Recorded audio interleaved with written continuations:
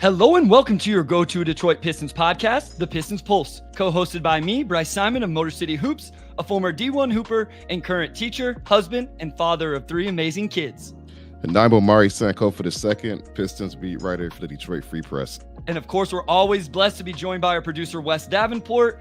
And thank you to everybody that's left ratings, reviews, all of that. We have 3 new ones on Apple, but guys, we will get to that next week because when you get the GOAT, friend of the podcast, this is maybe my favorite thing to do, is Keith has given Omari and Wes and I the go-ahead to call him friend of the Pistons Pulse podcast. When you get Keith Smith on from Spotrac, where you should be going for all your cap, trade machine, all of that stuff, go there. The Front Office Show podcast, which you can watch on YouTube, lives on Fridays. Keith has a little shout. Keith, I was going to ask you, can you do a Pistons Pulse Sunday for us? But I thought that's your guys' thing. I think they're like almost to 30,000 subscribers over there, all of that. Make sure you're listening to that every day on podcast. We're joined by Keith Smith. That's the long version of we are joined by the man, Keith Smith.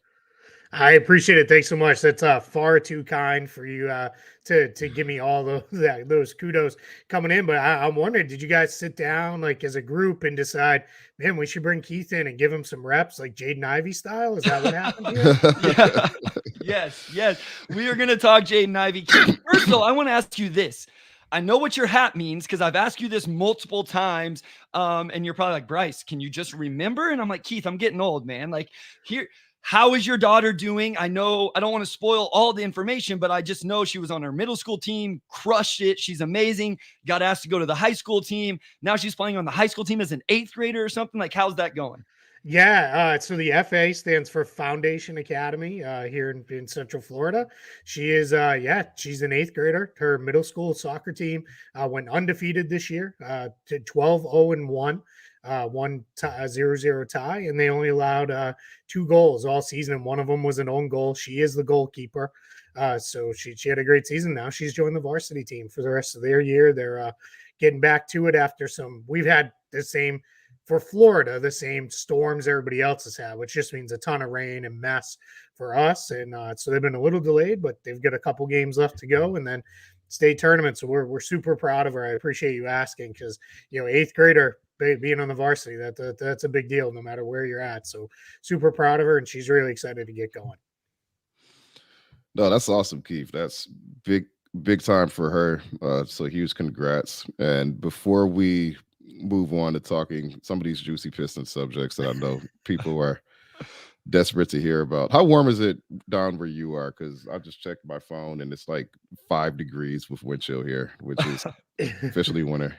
Yeah, so I've been between Central Florida and Southern California for the last 20 years. So like cold to me now is like anything under 70 starts to feel chilly. So this morning I will say it was cold for us. It was in like the mid 40s, that's pretty cold for us. And so yeah, I was pretty well bundled up this morning when I ran out to grab coffees. But yeah, it's I'm not going to say anything further because no one wants to hear it. Viewing and listening area, but 90% of the country is like cold. Get out of here. Toughen up. Yeah. I think I'm colder than you, Omari. We're negative. I had to drive to the store I own this morning, and it was -1 essentially the whole drive. The nice thing was no wind today, which is the major difference. And then, as Omari knows, Keith, you may know this, I am a huge Kansas City Chiefs fan, so they got a win. Hopefully the Lions get a win today and all of that if you're listening live on Sunday. But, it's like a -20-something wind chill in Arrowhead. Mm-hmm. And the funny thing is they told people to bring cardboard boxes to stand on. And because the cement, standing on the cement is what gets you with your feet just freezing. So shout out those people that got to go. I had a chance to go and I'm like, no, I'm not going to go to that. But yeah, the weather right now is crazy. And the Detroit Pistons right now are a little bit crazy as well, Keith. So let's go back in time. We're going to move through this chronologically, but we're going to go back to the offseason because I want to build this up to where it's at now and then where we can go with it. So let's just start with this. They hire Monty Williams. Of all the things they did this offseason, this kind of was the one that seemed like a home run, big win. Owner Tom Gore, put out all the money, highest paid coach, been surpassed now. What were your initial thoughts whenever that all happened this past offseason? Initially, I felt like this is great. The Pistons are paying up to get a coach, because there's always a thought with, this is not unique to the Pistons, but with a lot of teams, of keep the money on the floor, right? It's kind of stealing that quote from Moneyball of keep the money on the field.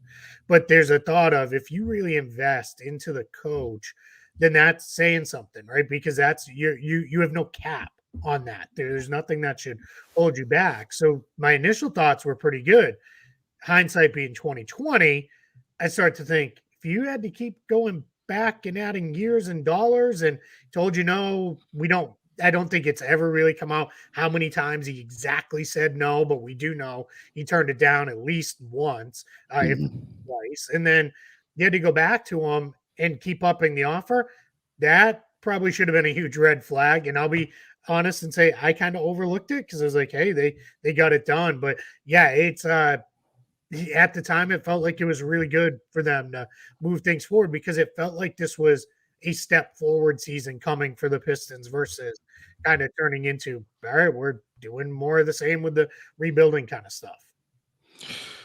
Keith, I was going to ask how your opinions changed on it, but the team has 3 wins, so I'm sure we could probably guess which way that opinion has trended. I guess what's maybe, besides just the record itself, maybe surprised you the most just about why this partnership has gone south? I think a lot of Pistons fans were in the same frame of mind. Like, Tom Gores did what he had to do to get, a coach who recently won Coach of the Year, and we saw what he did with Phoenix, where they went 8-0 in the bubble, and then they get Chris Paul and kind of take off. On paper, it just seemed like a good fit. Just what do you think that's kind of led the team to this point, where it just seems like it's an awkward marriage at this point?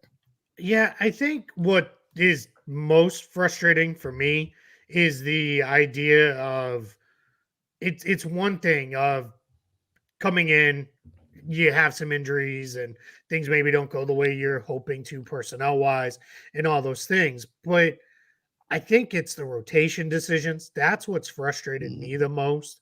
The idea of, I mean, I joked about it earlier, but the whole idea of Jaden Ivey wasn't even in the mix early on. Like, what is that all about? Like, what are we doing? Like, this guy was one of the bright spots of the team a year prior. Clear, is he a perfect player? No, he's not. But he's young. He's young guard. Guards often take time.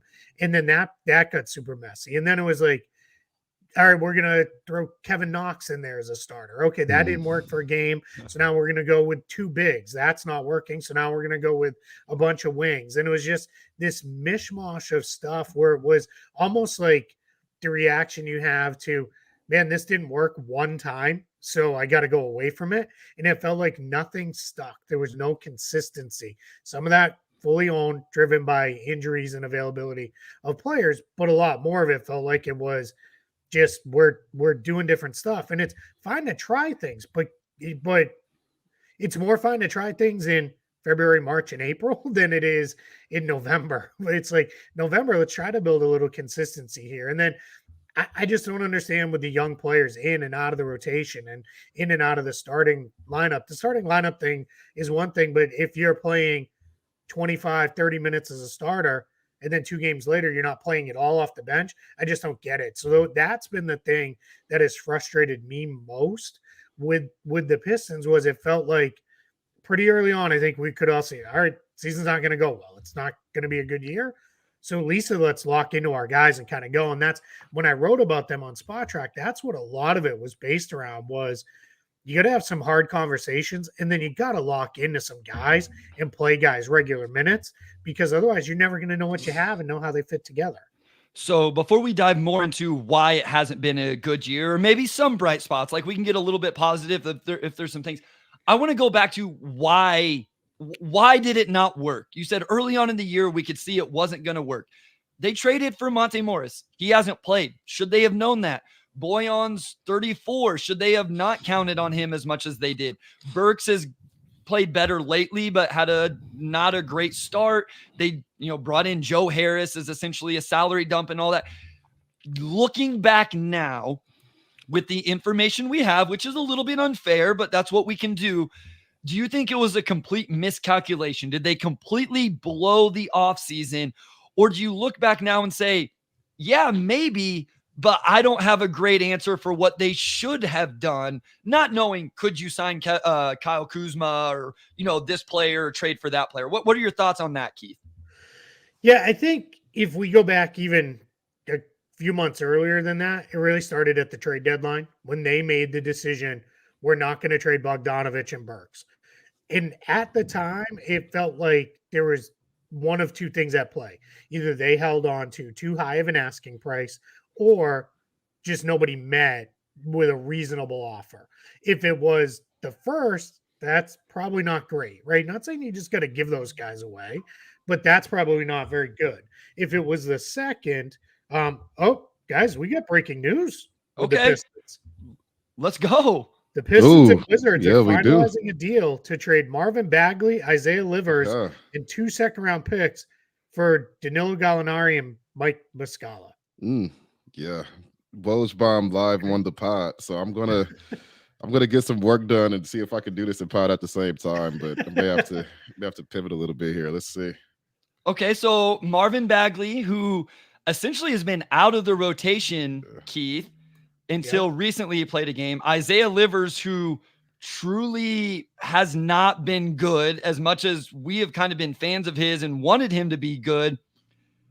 What is the play here? So Gallinari and Muscala, like what's our contract situations with these two? What do these guys have left? How does this make sense? 2 expiring contracts, make very little money. They only make about $10 million combined, the two of them between Muscala and Gallinari. So my guess is this was about wiping the extra year of Bagley off the books. That's why you're putting the second round picks in there, because player for player, this is about an even swap. I don't want to be rude. And anytime I say this, trust me, nobody needs to reply and say they're all better than you. No kidding. So, especially at my age and, packing on a few extra pounds. These guys are all way better than me and way better than I could ever have dreamed of being. These guys are all okay players, right? None of them are lighting the world on fire. None of them are guys you're going to be like, let's go, let's plug them all into, all-star stuff. Bagley, I don't know, man. I still want to believe. Like I want to. It's probably that's misplaced hope. So I think that's, you wipe that 12.5 million off the books next year. That's going to get them to, let me do some quick math here on the fly. Take that away. And you're at 50 million in cap space conservatively for next season. If you move a couple more salaries, you're up over 60 million. Now, Bryce, that kind of goes back to what we were just talking about. What are you going to do with that cap space? So, yeah. Are you going to eat more veteran contracts? Because to me, that can't fly. That cannot be the strategy again. I'm not saying you got to go all in and go sign, the tier 2, 3 free agents to major contracts, but just the idea of, hey, let's just rent our cap space for a couple more middling assets. That probably can't be the play. But yeah, I mean, this is you created a lot more flexibility at the cost of relatively nothing, I would think. I want to see what the second round picks are before I would fully go there. But yeah, I want to see, because their second round pick just went to the Raptors in that trade between the Raptors and the Knicks. Correct. But they have, I believe, the Wizards second round pick this year, which is still a very valuable second round pick. Wizards or Grizzlies. We'll see, because that could end up closer than we thought originally. That's true. It's going to be a good one. And so am I wrong here for not liking the idea of trading like that second round pick? Just because here's the thing, this all comes together where they traded. I mean, it wasn't a lot for Marvin Bagley, but Trey Lyles is in the rotation. As much as Pistons fans didn't love Trey Lyles, Isaiah Livers. No, I mean to get Marvin Bagley. Got it. I got what you're saying now. Yeah, so I'm going back a little bit. Yeah, they traded Trey Lyles to get Marvin Bagley. They signed Marvin Bagley to this contract, and now you're essentially having, like, from this, it sounds like you're having to pay to get rid of that contract. And it's almost like, is that to open up minutes just to give James Wiseman more time, who you traded Sadiq Bey to get? Like, this is where all of these things are starting to come to a head on their surface by themselves. Maybe not like end of the world, but now as we see some of the repercussions, I'm like, man, this doesn't seem like great process. Yeah, I would hope. So the Pistons have a couple extra second round picks that are down the line.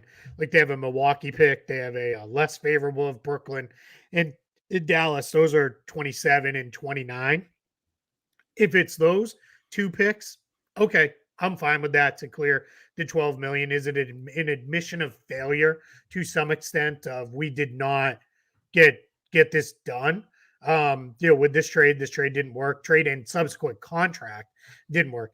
I know you remember for sure, both of you guys. I was critical of that contract at the time because I didn't understand who they were bidding against. It felt like you paid Marvin Bagley way more than you needed to by a measure of, in my opinion, I felt that was almost twice what I thought he was going to get as a free agent that year. So that was always a little tough to swallow anyway. But all right, if you get out of a couple second round picks here to get out of that contract. But again, this is going to be, and I'll write about this trade a little bit later today now. It is, we're not going to be able to write the book on this trade until we see what they do with the extra 12.5 million in cap space. If it's, hey, let's go, I'd have to really scour through my cap sheets. But if it is trade for the equivalent of Joe Harris again and get another second round pick, then we're just, you're back to right where you were. If it is use that to get something of real value, then that could be. So this isn't a bad move. I don't have any real issue with it, but it's certainly not going to do a whole lot for you now. Muscala adds a different dimension from their other bigs because he can shoot, he can space the floor a little. I have a feeling Gallinari probably gets bought out. That would be my guess. He looks a little he's looked kind of rough with Washington and hasn't been playing for them recently, but we'll see. I just, Isaiah Livers feels like that almost might be addition by subtraction. You're kind of taking it out. I'm going to use my second Moneyball reference here. I love it. One of my favorite movies. You take Mike Magnante out of the mix.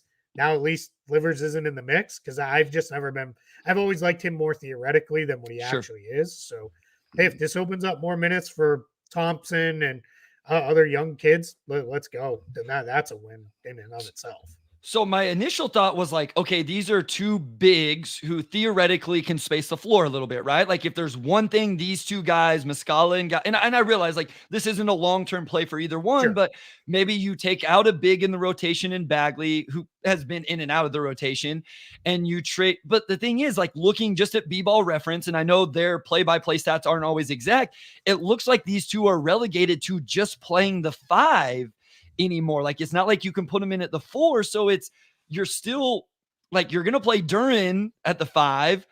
I assume part of this is you're going to play James Wiseman. I don't know. Like the only thing that kind of gets me a little bit is, okay, maybe you have a couple floor spacing bigs you can now add into the rotation. That's not huge. It's not mind blowing, but it's a little bit of a step in the right direction of what I would like to see them try and do. I guess for me, and Omari, I know you're trying to work, so I'm not trying. Oh, it's all good. I'm from talking here on your own show.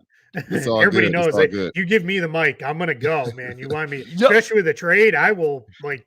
We might be here all morning. Keith, this might be the best moment in the Pistons Pulse history. Not only did a trade happen live, but we had you on when it happened. Like, there's no way this could have got any better, other than for Omari, who.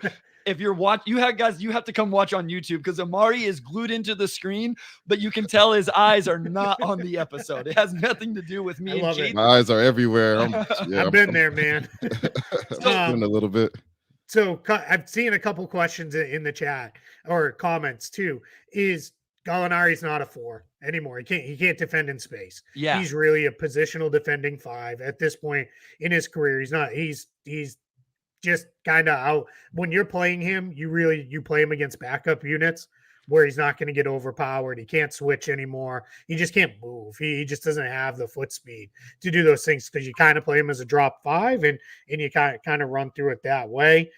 With that Muscala, somebody said he's a stretch 4. He's a stretch 5 now. Yeah, Yeah. stretch 5 fully. So I think what you do is Duren's going to play 30, 35 minutes a night, right? You're going to be in that range with him. Then you mix and match. If you need a little bit more shooting on the floor, throw Muscala out there. I wouldn't mind seeing them run some against second units with Cunningham and Muscala. Just give Cunningham a floor spacer out there. Obviously, when he gets back, of course. And then you kind of go from there. And then, we'll see. I wonder if maybe this opens up the opportunity to say, hey, we're going to try to give Stewart more minutes at the 5, in lineups where Duren's off the floor. And I think we're all okay with that. I think that's probably ideal. Is where I see Isaiah Stewart's fit. So I have no issues really with this. Now, if they gave up one of their own picks or another one, like that's too much. Like then that gets a little silly there. So let's hopefully it was a couple of those lesser picks and we'll go. I'm sure that'll come out within the next couple hours here. But yeah, it's one of those trades where the biggest thing the Pistons got is you got off $12.5 million in salary for next season. That's really what this trade is about. Okay, we're going to go to a short break. When we come back, we're going to dive into this a little bit more. Let's continue with this. Let's put a bow on it, and then we'll try to regroup and see if we can get into the rest of the outline. And obviously this changes some things, but a lot of the things we're going to talk about still stands. So we'll get back into this after the short break.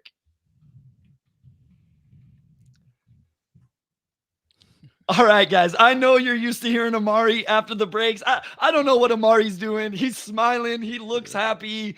And I'm just I'm going to take you guys through. So whenever news breaks, it's mostly just, depending on how the news came out, in this instance, Woj had it. So I'm confirming, just texting people to get info on the trade. And I'm actually about to start working on a story here soon. Bryce, I could actually lead off with the question here for Keith Smith, just to do my part, and then I'm probably going to disappear for like 5 to 10 minutes. But I'm still going to try to do both. Stay on this trade, though. Stay on this trade. Ask. Do you have a question? Okay. Yeah. No. Absolutely. So I guess my sense of this trade is that it just kind of sets the table going forward. Obviously just getting off of Marvin Bagley's contract. Is this, to you, does this send maybe the right signal just for where this team is now? Like, let's just maybe not make moves to correct this season, but more so just set the table to get this thing on the right track going forward beyond this season. I think so. I think my worry for the Pistons is if there's any sense that Troy Weaver is on the hot seat, and I feel like there probably is, you don't want to go into the trade deadline with making moves that or like, let me save my job moves. Like, let's go trade for Zach LaVine, and in the process, let's move 2 young kids we really like or something like that. That's the wrong kind of thing to be doing here. Moves like this that are clearly, this will affect little to nothing on this season's results, but you cleared out $12.5 million in cap space. Okay, that's fine. You pass off Livers' restricted free agency decision to another team. Fine, no issue with that either. You just kind of move and you create some flexibility going forward that you didn't have, I don't know, 10 minutes ago, whatever it was when this came out. So I think that's the kind of smart move that you make to just kind of get things moving in a direction. What this also says to me is this trade did not return anybody who is going to be a long-term piece for the Pistons. So this may signal Bogdanovich, Burks, Morris, Harris. They could all be moving too. And that's not a shock, right? I think we all knew that anyway, but I think this tells the story maybe a little bit more of, hey, we may be kind of saying, all right, we're going to move some of these guys. Again, don't have to give them away, because especially like in the case of Bogdanovich, you've got him under contract for next year at a really fair number. Even this version of him, which is a slightly diminished version, but just kind of keep things moving a little bit. This is this to me signals we're in it for the long haul here a little bit more than making short-sighted immediate moves to try and get an upgrade to win 5 more games the rest of the season or something. That to me would have been a huge mistake. And I'm glad, at least with this first one, let's knock on wood here. I did it very lightly so our dogs don't go bananas. But let's do that and make sure we don't then make some kind of all-in crazy move that looks like, well, wait a minute, why did we trade Thompson and Ivy for this guy, whoever that may be? All right, we're going to regroup this a little bit, Keith, because we do have some people tuning in live right now. And so if you're listening on podcast, I do have a little bit of apologies here. We're kind of just figuring this out on the fly. This doesn't happen to us very often. So MB Wells said, please lay out the details clearly. So let's recap this real quick. I'll lay it out, Keith, and then you add anything that I miss. This is Mike Muscala and Danilo Gallinari going from the Wizards to the Pistons. The Pistons sending out Isaiah Livers, Marvin Bagley III, and 2 second-round picks, which I still don't think we have clarification on what those second-round picks are unless you've seen something, Keith. Omari's shaking his head, so we don't have that yet. Maybe by the end of the show. If not, I'm sure it'll come out later. Oh, it just came out. Okay, perfect. Now it jumped. Sorry, I'm on TweetDeck, so you know how that goes. 2025 and 2026 second-round picks. So that means those are, let's see. Sorry. No, you're good. The 2025 pick is all right. So there's a weird conditions here. It's probably there's a bunch of conditional picks with swaps involved. It could be Detroit's pick. It could be Golden State's. It could be Washington's. So we'll see. Then it was a 2026 pick, which they've got the less favorable of like Minnesota, New York, Pelicans, and Portland. So it's not going to be any of because their own picks are already tied up. Okay. So, and it's not like, it's again, going to be a messy couple picks. Yeah. I knew they had some second round picks that were just kind of crazy looking and trying to figure out how they conveyed and who they conveyed to and all of those different things. I feel a little better that it's not one this season where, like I say, that 2024 second round pick is going to be, even though it's not their own, the two teams that it's the higher of are both not performing very well right now. Let's go through a couple of these, some specific questions about Gallo, which we've talked about a little bit. You said it right off the top. You feel like is Gallo more of a potential buyout candidate than Muscala? Do you think, and why would that be, Keith? I think he just makes more money, and okay. I think he is at the point of his career where we're near the end. There's probably a couple years left at most for him, and I think he would love to get to a contender to finish it out. He is also the new buyout rules are really restrictive. News about Gordon Hayward the other day about how he might get bought out by the Hornets, but he can't sign with anybody who's over the tax apron because you apron teams, and that's either the first or second apron, can't sign a player who makes more than the mid-level exception. Well, Gallo makes far less than that, so he's an option for anybody. And I think for a contending team, if he's like your third or fourth forward, you can just kind of throw him in the mix there, and you're fine. If that's what you are, if you need him for 10 minutes a night, you're probably okay. On the Pistons, he just doesn't have a real place because he's just not going to play enough to matter. Muscala, I think, is slightly different. He could play a real role as a floor spacing big. They don't have that anymore or at all on this roster, really. So he could do that. He doesn't make a lot of money, and he could be somebody I think you could even see. There could be interest in maybe we try to retain him on a fair deal after the season, where Gallo feels like if you keep him, you're keeping him for the next few months. Then he's off into free agency no matter what. So Tone brings up an interesting question. He makes a statement. We lost this deal talking about the Pistons. I think I tend to agree with you, Keith, that I don't know that you lost it. I think where you lost it is like you essentially end up having to pay to get off of Bagley's money when you talked about this, where you kind of outbid yourself to give him the contract that you gave him. So I think that's where maybe losing that. We have one here, Keith. We love you. You just appear and bring some big news. Yeah, I mean, like, listen, sure.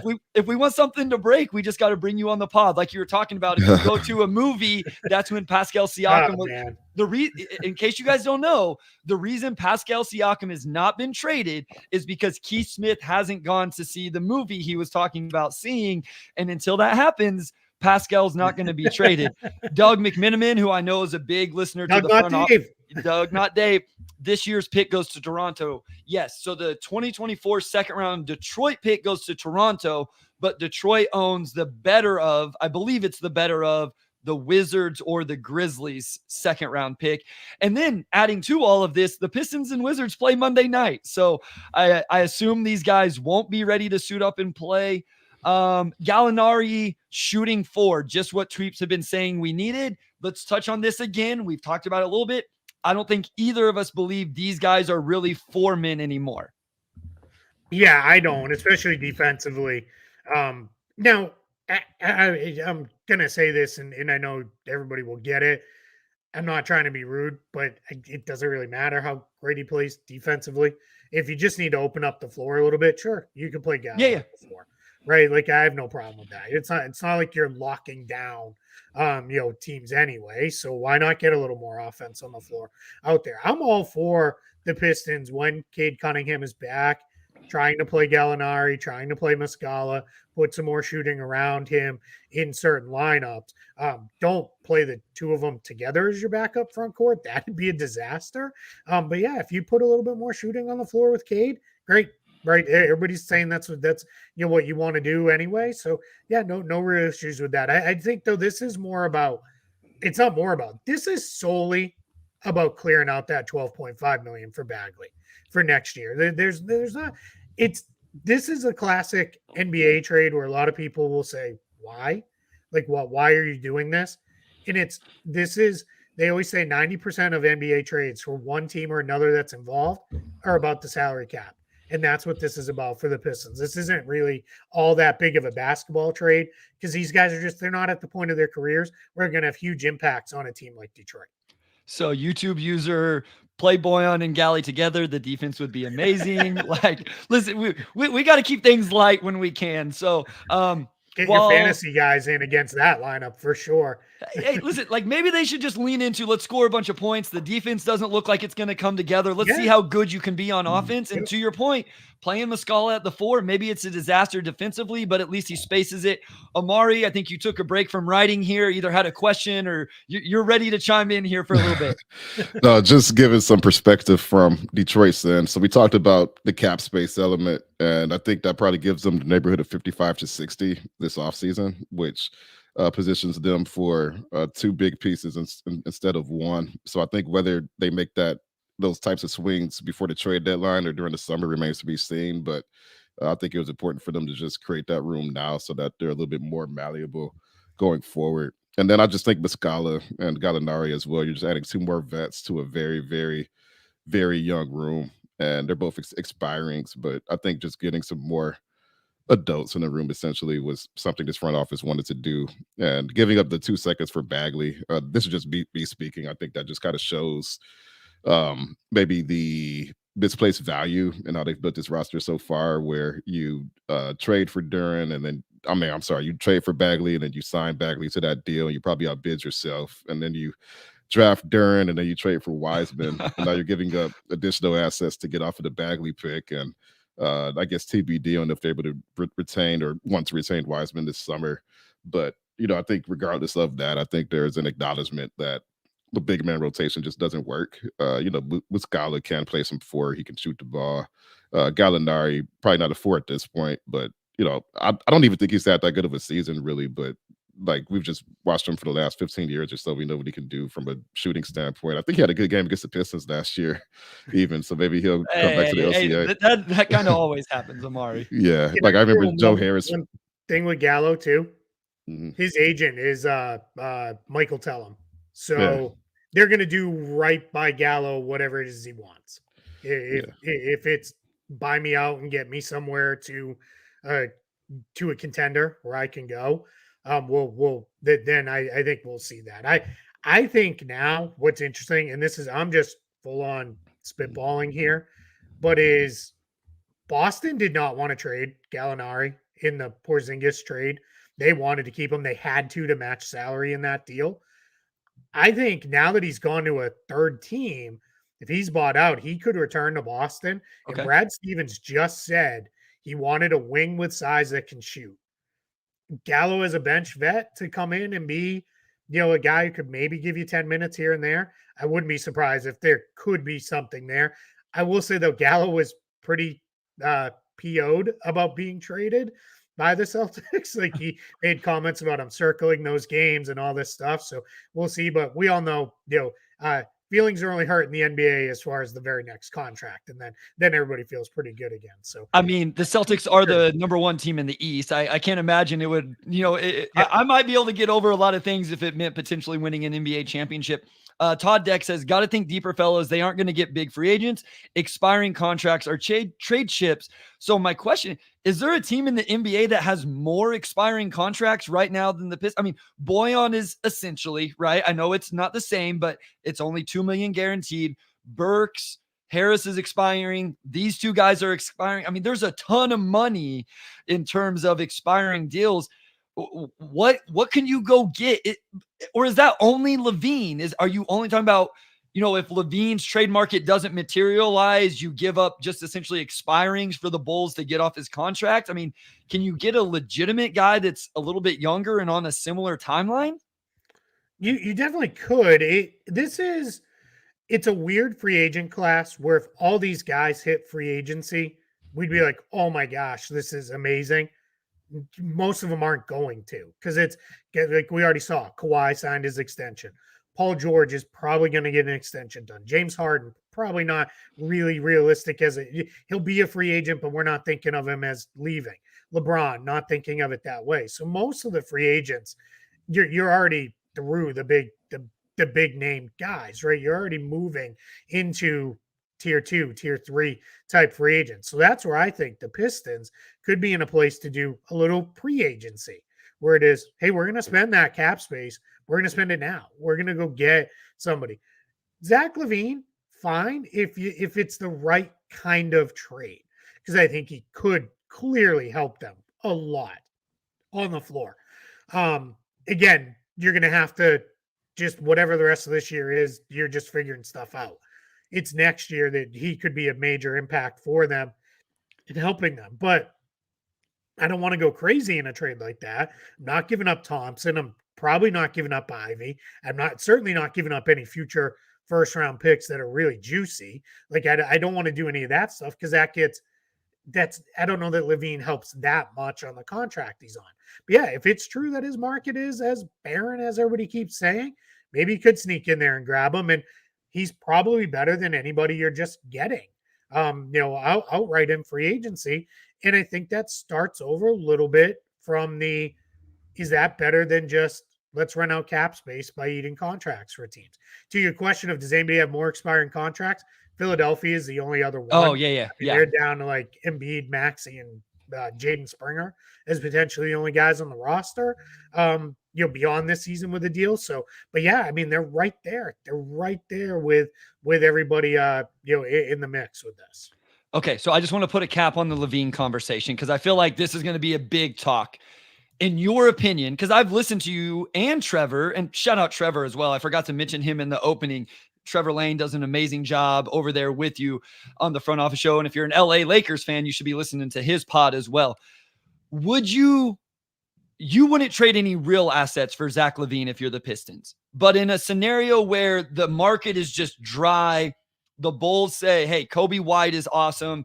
Patrick Williams has been playing better. The funny thing is the Bulls are in the play-in range right now, which is very, very interesting in all of this. But if they just said, hey, the best we're going to do is expiring contracts to get off the LaVine money, and maybe, again, the Pistons throw in a second-round pick or something, would you at least consider that? Does that make a little more sense for Detroit if that's truly kind of what it came down to, if that's the way the market developed for Zach LaVine? Yeah, I think so. I would, if it, let's say, was something like Bogdanovich, Burks, and Morris, Harris, I don't know, whatever, to make the math work. And it was bring back LaVine, and maybe you got to take back a minimum deal as a balancer, just roster wise. But the Bulls do have an open roster spot. But whatever that may be, yeah, sure, I'm fine with that. Like that to me is you're not in really any different of a position cap wise. Yeah, you ate into your cap space a good chunk next year, but you got a guy who can play. I think it's been crazy, the discourse around Zach LaVine Agreed. over the last month or two, where it's like all of a sudden it's turned into Zach LaVine stinks. And it's like, what are we doing here? Like, this guy's pretty good.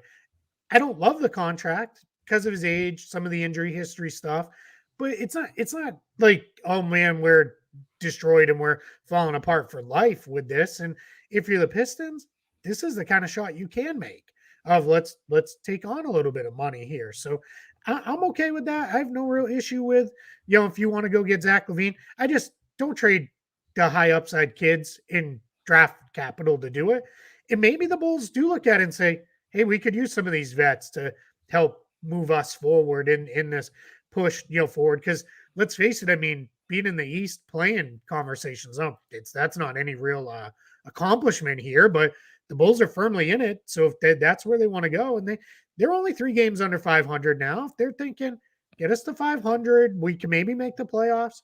Okay, that's no issue with that. If they wanted to do a trade like that, because they're clearly, I don't think the Bulls are doing any real, sell off or anything like that. I did see Andre Drummond's name mentioned in the comments. And that did make me kind of laugh, because I'm like, that'd be talk about coming full circle on this one. So Don DTV says, why don't y'all all like LaVine? Him and Kate is perfect. Like, I think the fit makes a lot of sense. Wes and I talk about this a lot in terms of this team needs a true bucket getter. Everybody will talk about LaVine in terms of not being able to defend Keith and some of those other things. And I'm like, no, but right now having an off guard like LaVine, I think my question would be, could you play LaVine, Ivey, and Cade together? What does that do with Jaden Ivey? That would probably be the bigger thing in terms of if you could do it in the context we're talking about, where you're just selling off expiring contracts. But you're right. I think I watched the game recently. LaVine was rebounding. He was being impactful there. I don't think he's this ultimately selfish player. He's letting Kobe White cook, which, shout out Kobe White as well for the season he's having right now. But yeah, I mean, it makes a lot of sense. Before we go to break, I want to touch on this one real quick, and then we'll kind of regroup again, see how Omari's doing, if he's living life over there. Okay. He didn't even react to that comment, so he may have us. I'm here.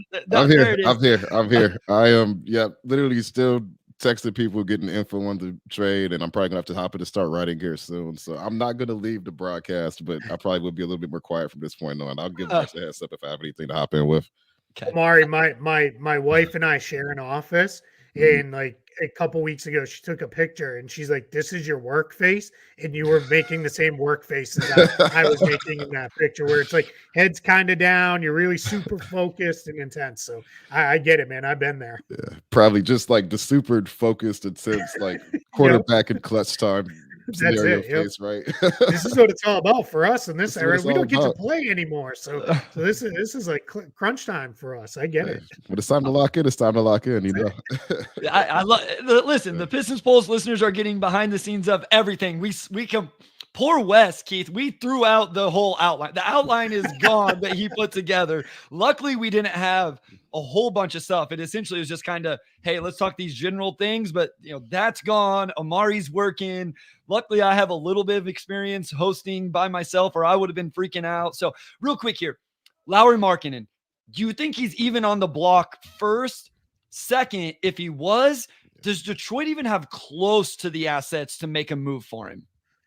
They'd have to, it's Danny Ainge, so you're going to have to trade, Cunningham and Ivy and every first-round pick and Gore's children and, Weaver's kids, and because it's Danny Ainge. But in reality, I don't think the Jazz are moving Markkanen. I feel like he fits there. He's on a contract where they've got a lot of ways they can go with that.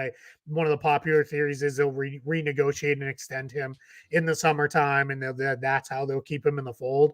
I think without being ridiculous like it just was a minute ago, you'd have to overpay significantly to get him, and that's probably not where I would go with that, just because, the Jazz are playing really good basketball right now. They've won, I think it's 5 in a row. They beat the Lakers last night. I think they're up to like 9th in the West. I think they passed the Rockets with last night's win. So they're moving in a direction. But it's Ainge. Ainge could wake up tomorrow and be like, I don't want to be 9th in the West. Let's trade everybody and bottom this thing out even further. But they've got guys who can play. So that's a very long way of saying I don't think Markkanen's really in play unless it got ridiculous. And then at that point, you don't do it if you're Detroit. Okay, we're gonna go to a short break. When we come back, we'll talk about some of the other names you guys have brought up. There's some big picture things I still want to ask you, Keith. We'll get into all of that and a couple non-basketball things. I know we're in the middle of a trade right here, but I have some fun questions for you as well. I still want to ask. We'll get into all of that right after this.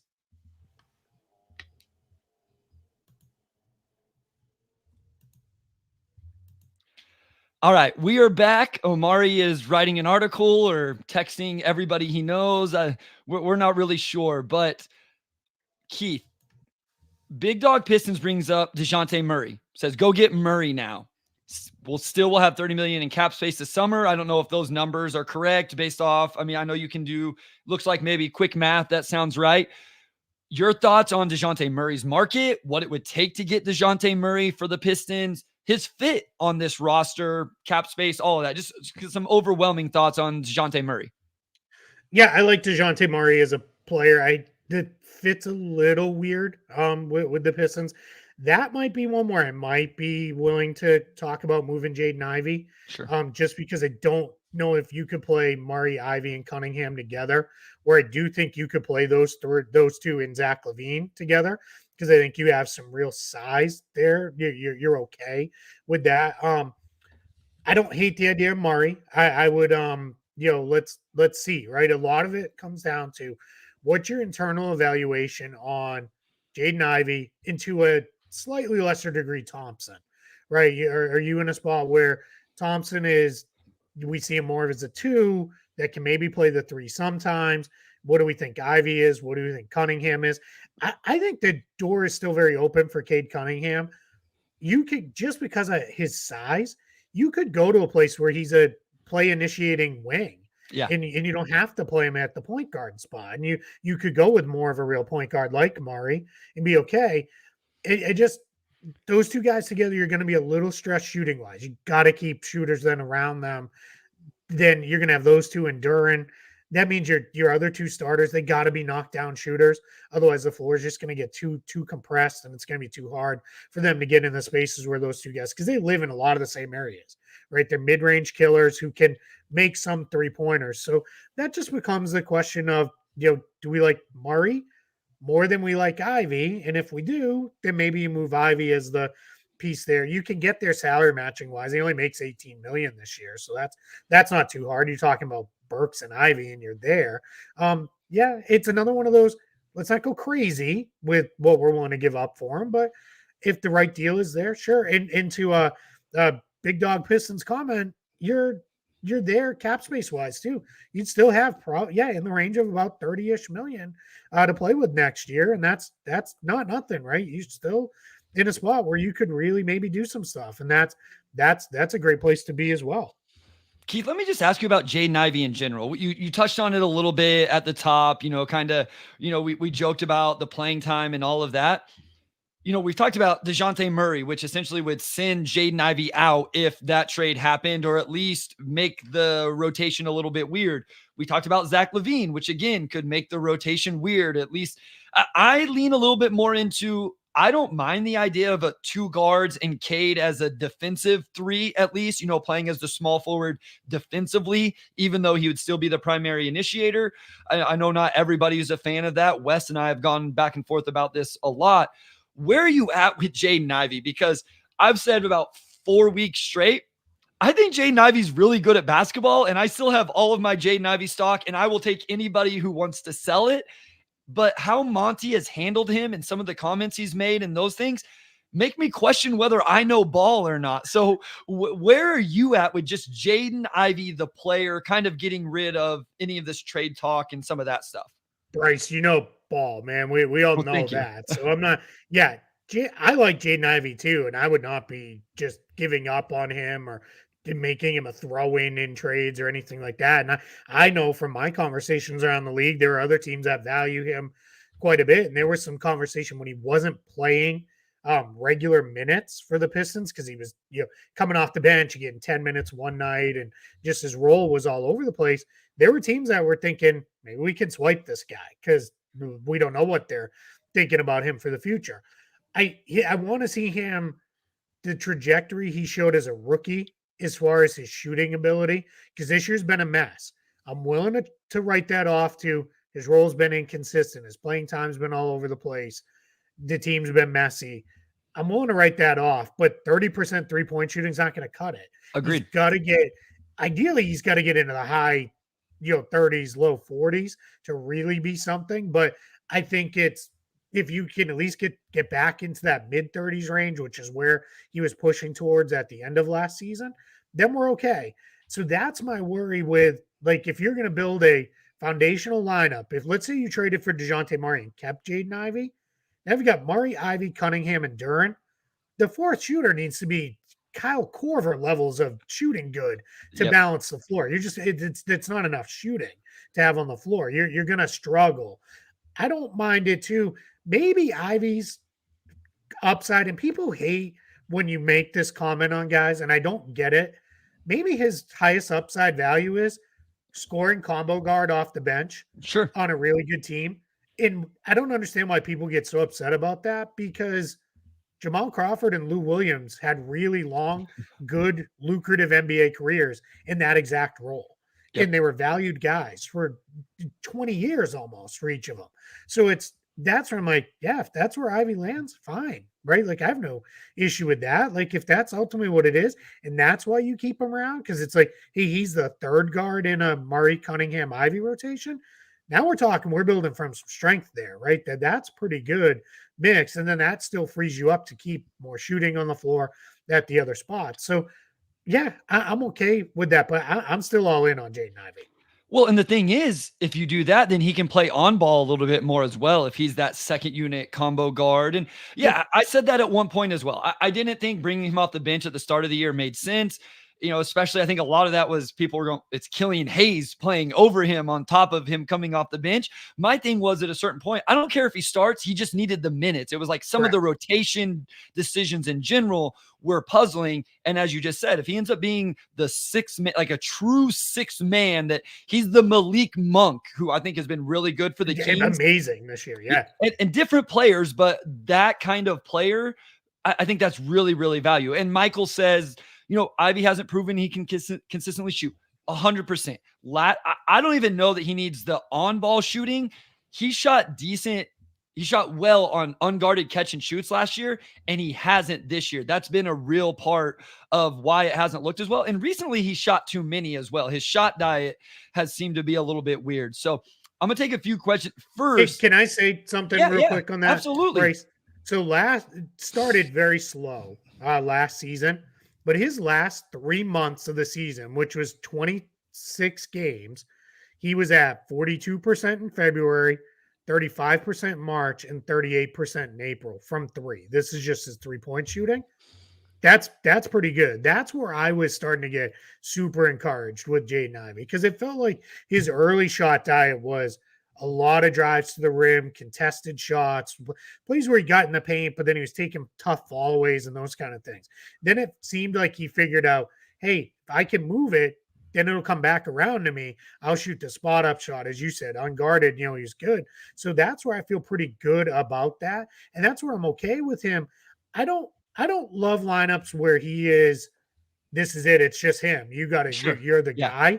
But if he's out there with, let's say it was Cunningham, or Murray, Cunningham, or LaVine, and he can be a second of two creators in a lineup, I'm fine with that. That's why, if his role ends up being third guard, no issue with that, because you can still get 25, 30 minutes a night in that role, and that allows you to use some different stuff. And you could even play, hey, if we need to close with more creation and ball handling, we get Ivey, Cunningham, whoever that third guy is on the floor at the end of games.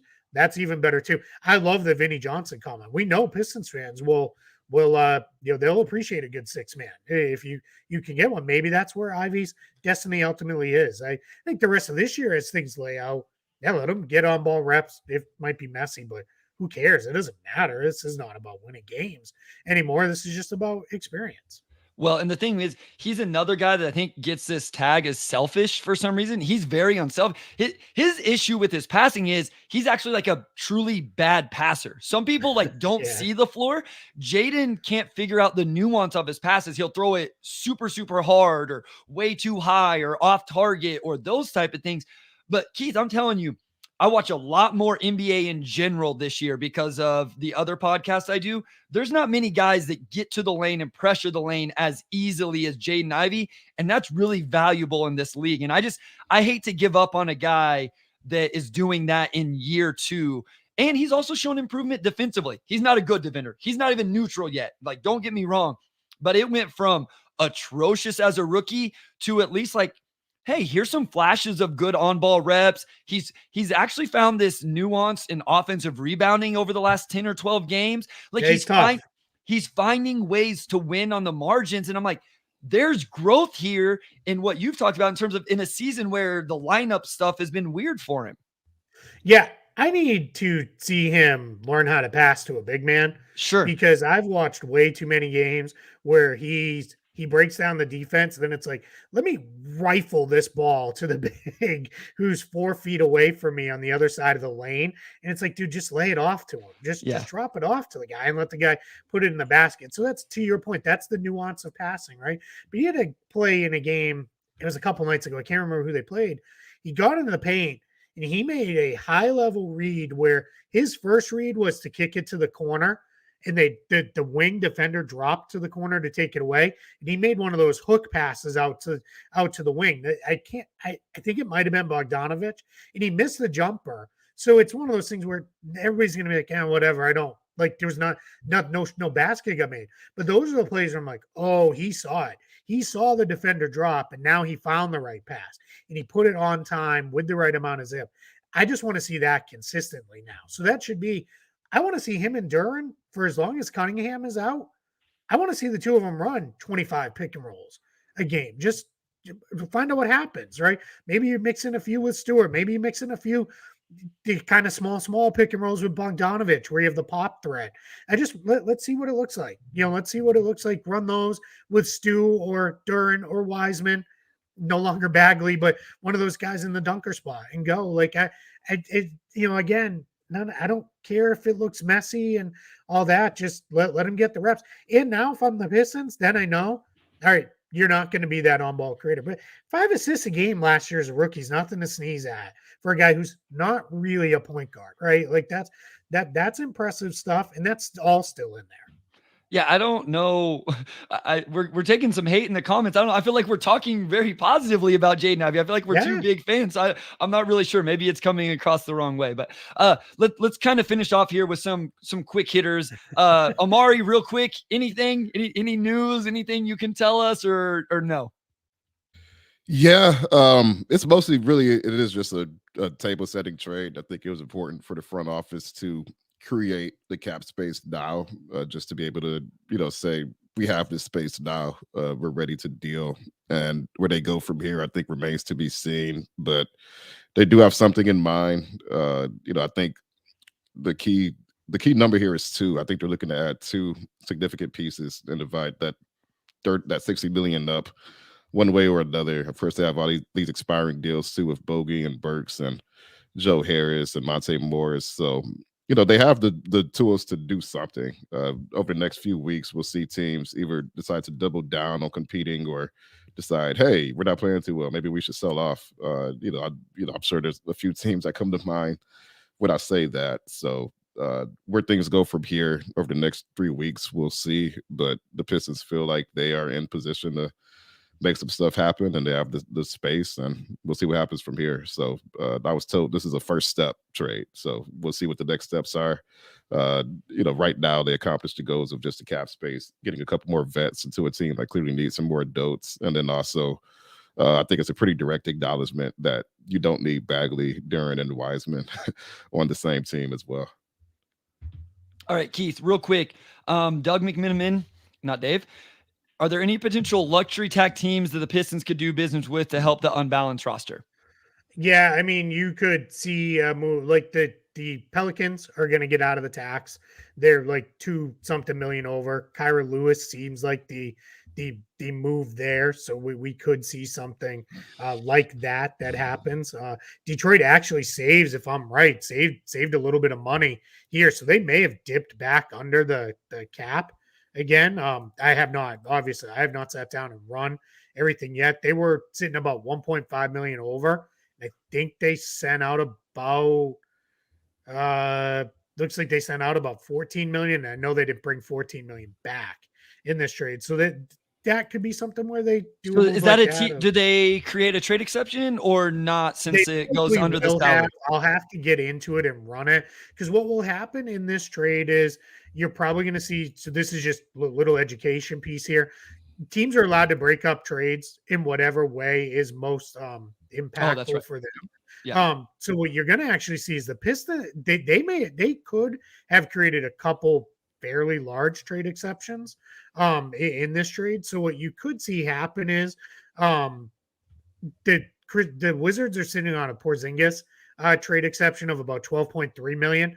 That's enough to bring in Bagley, and then the Livers deal is so small. There's any number of ways you could get there. So I think that's we'll see. That's very likely. That's how this happened. And just to clear it on this, they only brought in about 10.3 million in this trade. So they cleared about 4 million under the cap. If they create trade exceptions, they still can operate as an over the cap team. To be clear, this is only for the rest of this regular season. If they go trade exception route, or they could go the 4 million. And then if they buy out Gallinari, or they make another unbalanced trade somewhere down the line and open a roster spot, to answer Doug's question, that could be where you say, hey, we'll eat Kyra Lewis's contract, recoup one of the seconds we just sent out to do that. And I think that's the kind of move you can see them make, because that helps the Pelicans, and you end up in a spot where we're not negatively impacted on the cap, because you just let Lewis's contract expire, let him move on after the season, and now you recoup one of the seconds you sent out in this trade. So I think we're going to see. I'm only going there because I know the Pelicans are trying hard to get under the tax line, but that's probably where we could be headed. Got you. Listen, guys, it was amazing having Keith on for this. There's a bunch of questions I would love to ask Keith, but we would be here for more hours. I have a couple fun ones, though. And listen, someone's put Najee Marshall in the chat. Like, I do like Najee Marshall, by the way. Yeah, the only problem with Najee Marshall is there's two pieces there. One, you're going to have to then figure out if you want to re-sign him, and where's that going to go for you? Not a big cap hold, so not a huge issue. But your other piece is that doesn't actually get the Pelicans under the luxury tax line. Gotcha. So they got to do a slightly bigger salary to get under the tax line. So, but yeah, I mean, if you could swipe Najee Marshall in a trade where you eat the salary, yeah, let's go. I mean, that could be the way. You could also do a trade where you send the Pelicans something. You know, maybe they like, I don't know, Jordan Hawkins just went bananas last night. So maybe they don't necessarily want an Alec Burks, but maybe you could do something like that where it's a little bit more unbalanced and you trade a guy away. But yeah, could be interesting. All right, real quick, completely non-basketball. Mac and cheese, Keith, where do you stand on this? Because this has been a major contentious topic on the Pistons Pulse podcast. And I take heat for different takes. I've taken more heat for my mac and cheese. I've never deleted a tweet unless like I just mistyped or something. A picture of my Thanksgiving lunch is the only tweet I've ever deleted because of the comments that I was getting. So mac and cheese, we got to get your thoughts. I love mac and cheese. Like I'm a big mac and cheese fan. I prefer like the homemade mac and cheese that has like breadcrumbs toasted on top, but I'll eat Kraft mac and cheese out of the box. I grew up on that stuff. So I will eat that stuff. But yeah, mac and cheese is great. It's you know, I'll also, there's been times where it's like, hey, like this is just probably tells like the way I grew up as a kid. Cook up a couple hot dogs, cut them up, throw them in some mac and cheese, and call it a day, or even eat them on a bun and throw the mac and cheese on top. Like, yeah, mac and cheese is good stuff. So my take was, I don't really care. I don't need homemade. I don't need whatever. Like I'll eat Kraft mac and cheese. It's all the same to me. And I took a lot of hate for that. So it's not all the same. That's a little crazy. There you go. So that was it. And me and Omari were in Denver here last week, and we went out to a restaurant. We got mac and cheese, and it was really, really good. So I had to come on. I held my own receipts. I put them out to everybody and had to admit, Wes says, growing up, me and my sisters ate mac and cheese, corn, and hot dogs. So, yeah, interesting. All right, last thing, because you guys brought up this name on your pod, Omari, real quick, because we're about to end the pod, and then you can do your real job. Do you know the name Henry Rowan Gardner, Omari? Henry Rowan Gardner. I don't think I do. So, Keith, I was listening to you guys, and you brought this up, and I started laughing because you and Trevor said that was a movie from when we grew up, and I was like, oh, okay, nice. Like me, Keith, Trevor, we're all the same age. And then I started thinking about it as like, Amari's younger than us. I bet there's no way Omari knows who this is and what the reference is. So Keith, I guess you can just give him the little bit of the background. Omari, were you like, was that big white dude that had a cup of coffee with the Pistons years ago? Henry Ellenson, right? Right. Yeah. Henry Rowan Gardner's from Rookie of the Year, right? I think is what it's called. Yeah. It's a baseball movie. Essentially, this kid, he's a Cubs fan. I can't. Does he fall off his bike or something happen? I can't. Some to his elbow. Breaks his arm. Yeah. And in the process of doing the surgery on his arm, his ligament somehow became so tightened and strong he could throw like 120 miles per hour. And he catches a home run in Wrigley Field. And at Wrigley Field, it's throw it back, right? If anybody hits a home run. So he like from the bleachers throws it on a line to home plate. And then the Cubs sign him. And then that's where it goes. I don't know that it's a Disney movie, but it's like it's a Disney movie, even if Disney didn't make it, where it's in all this ridiculous stuff starts. But yeah, Henry Rowan Gardner. And there's like is it the pitching coach or the manager? One of the guys can't say his last name, so they're like Rowan Boozer and all Russian Bluzzer and stuff like that. So yeah, it's yeah. So, all right. Yeah, I just was like, it made me think about just the different timeline that Omari and I are on whenever we're talking about movies and stuff like that. So, Omari, you do your thing. Keith, man, thank you so much. Listen, I couldn't think of a better way, like a better way for this to go down and for this to happen and for us to be able to do this. So appreciate you so much. Not that everybody doesn't already know, but let everybody know where they can find you, all your work, where you write, because it sounds like you'll be writing about this trade at some point, your podcast, everything that they should be tuning into. Yeah, the goal will be to have something up early afternoon on this trade on Spot Track. So we're doing something new this year over on Spot Track. You can find all my written work there. I'm going to write a write-up. Yeah, lobster mac and cheese. That is amazing. Like that's 100% a home run. And they should still be named the Red Claws. They should not have changed the name to the Maine Celtics. But anyway, I'll be writing about this. What I was saying, we're doing something new on this year. I'm going to write a reaction piece to every single trade that goes down. Small salary dumps, whatever they are. I'm going to write, a reaction piece. It might only be a few paragraphs. If you know me, probably not. But yeah, I'm going to do that over on Spot Track. Sneak preview, we're going to be running a whole bunch of trade deadline content, buyers and sellers and all sorts of stuff leading up to the trade deadline here over the next couple of weeks. So look for that over there. And then you can find me and, as Bryce mentioned, Trevor Lane, Monday through Friday, every day on the NBA Front Office Show.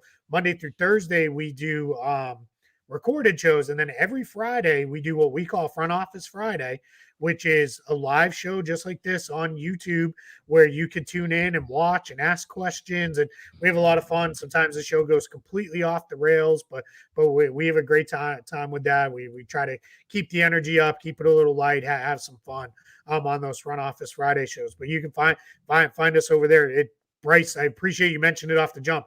We are so close to 30,000 subscribers. So if you like transactional talk and NBA news and rumors and all that stuff, hit us up over there on Front Office Show. Tune in and get in there and subscribe to the show. And I promise it'll be worth every dollar you paid for it, which is $0. So that works out at least. Amari, yeah, sorry, Keith, man. No, I'm sorry, Amari. No apologies needed. I appreciate your sacrifice and letting us cook, but I'm sorry. I personally am happy the Pistons made the trade while we had Keith Smith on. That was perfect timing. We got to see Keith do his magic live and tap into all of his expertise as far as cap and the league and everything as a whole. So Keith, we really appreciate having you on. As always, it's always a pleasure and an honor You guys got to see behind the scenes of my job a little bit, which is mostly just me going back and forth between my phone and my computer for a few hours as I confirm and find news and do all of that. And we got I would have been really hurt if we finished recording with Keith and then the trade happened after. So shout out to the Pistons front office thank you. for saving us there. And of course, as always, we love having Keith on, and we'll try to have you on at some point again. Maybe after the deadline or this summer, after some more moves are done. And with that, I will go ahead and close this out. So big thanks to our audio producer, Robin Chan, our editor-in-chief, Nicole Avery Nichols, our executive producer, Anjanette Delgado, and our sports editor, Kirkland Crawford. And a big shout out to Wes as always. And we'll talk to you all next week.